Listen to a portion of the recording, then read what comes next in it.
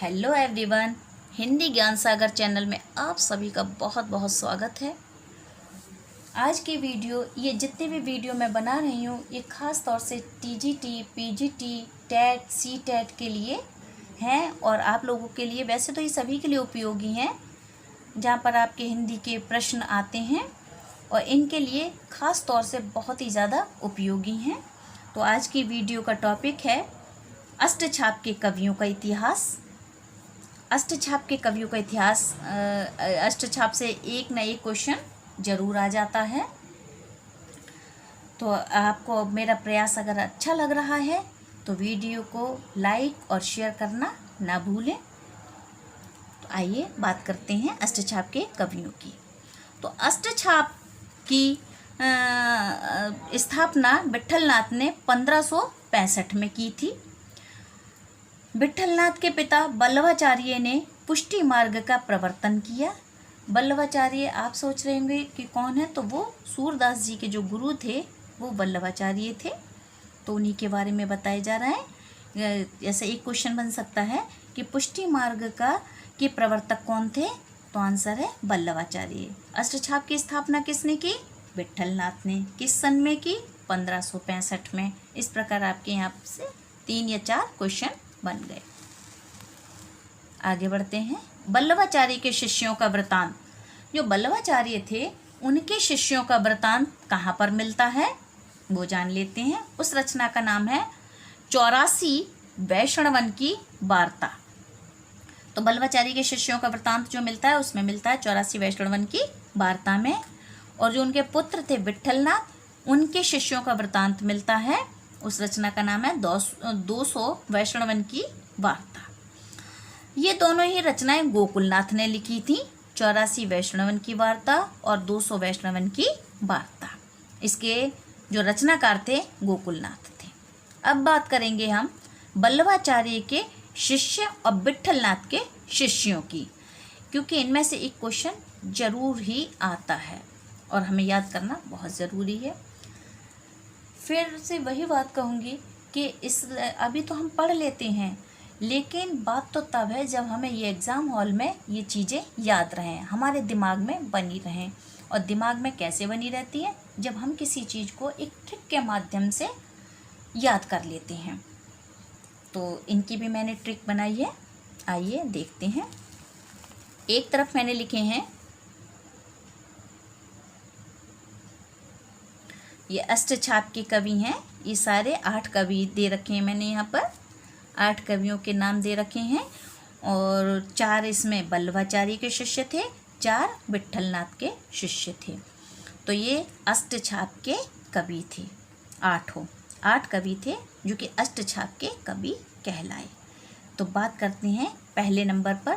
पहले शुरुआत करेंगे हम बल्लभाचार्य के शिष्यों से, उसके बाद आएंगे हम विट्ठलनाथ के शिष्यों पर।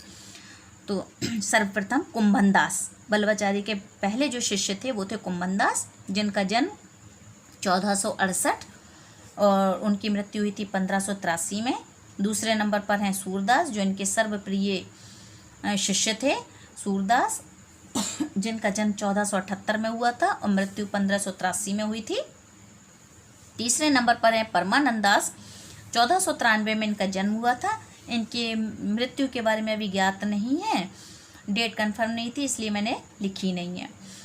चौथे नंबर पर है आपकी कृष्णदास, जिनका जन्म 1496 में हुआ था और मृत्यु 1578 में हुई थी। तो ये 4 शिष्य बल्लभाचार्य जी के थे और 4 शिष्य विट्ठलनाथ जी के। आइए उनके बारे में बात करते हैं। पहले नंबर पर है इनके गोविंद स्वामी, जिनका जन्म 1505 में हुआ था, मृत्यु सन 85 में हुई थी, 1585 में। छीत स्वामी दूसरे नंबर पर है। छीत स्वामी 1515 में जन्म और 1585 में मृत्यु हुई थी। चतुर्भुज दास 1530 में जन्म और मृत्यु 1585 में हुई थी। और अंत में है आपके नंददास। नंददास का जन्म 1533 में हुआ था और मृत्यु सन 1583 में हुई थी। तो ये आपके 8 शिष्य हो गए, 4 बल्लभाचार्य जी के, 4 विट्ठलनाथ जी के, जो कि अष्टछाप के कवि हैं। ये अष्टछाप के कवि कहलाए थे। इन्हें ट्रिक के माध्यम से मैं याद आपको करवाऊंगी। इनकी ट्रिक बनेगी जैसे वल्लभाचार्य के शिष्य कौन थे, क्योंकि इस तरीके से क्वेश्चन आ जाता है वल्लभाचार्य के शिष्य कौन से नहीं हैं। मान लीजिए इस प्रकार आता है और ऑप्शन में दिए जाएंगे वल्लभाचार्य के शिष्य नहीं हैं तो कुम्भनदास, सूरदास, परमानंद दास और गोविंद स्वामी। तो हम किस पर लगाएंगे टिक? गोविंद स्वामी पर, ठीक है, क्योंकि वो विट्ठलनाथ के शिष्य हैं। तो इस प्रकार से आपके क्वेश्चन आते हैं। तो ट्रिक हम वल्लभाचार्य के शिष्यों को पहले कैसे याद करेंगे? कुसूर मैंने लिया है, कुसूर पर कृष्ण का बल्ला चला, कुसूर पर कृष्ण का बल्ला चला।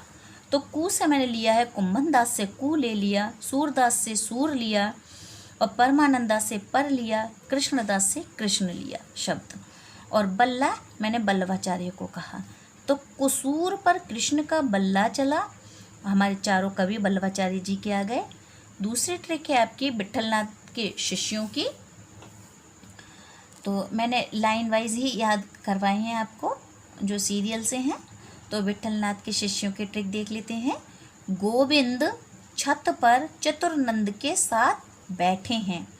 तो गोविंद से गोविंद स्वामी से गोविंद शब्द लिया, छीत स्वामी से छत शब्द लिया और चतुर्भुज से चतुर, नंददास से नंद और बैठे विट्ठलनाथ को कहा है।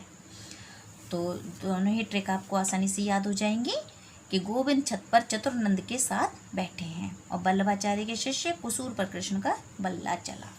यह आप बहुत आसानी से याद कर सकते हैं और आशा करती हूँ कि आपको वीडियो अच्छी लगी होगी, पसंद आई होगी। यदि अच्छी लगी है तो चैनल को सब्सक्राइब करना ना भूलें। जय हिंद, जय भारत, धन्यवाद।